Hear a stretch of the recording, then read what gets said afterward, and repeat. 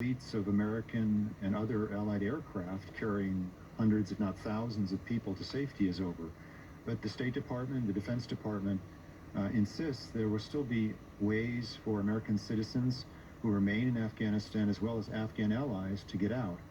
How that will take place, will they be able to get out on commercial flights, chartered flights? Will they be able to get out over land routes, make their way across the border, particularly those former Afghan military and intelligence officers who are being hunted by the Taliban? Will they be able to get out some way?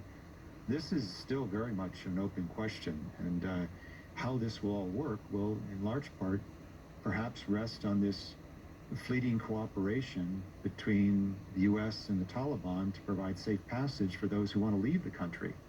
Well, should those left behind be skeptical, or should they believe that U.S. claim that if you're not out today, there's still a pathway out after today from Kabul to Europe or the U.S.? Well, I think they have to be somewhat skeptical, because this seemed to be the main ticket out, as dangerous as it was, making your way past Taliban checkpoints and braving the threat of ISIS-K bombings and just getting through to the gates and then getting on the airfield and waiting hours and hours to get a flight out. Now the path is much murkier, how you would get out. Either how do you fly out, who's going to be in charge of that, who's going to be in charge of the airport, just in terms of an operating airport that would be secure and that people can make their way to safely and get out that way.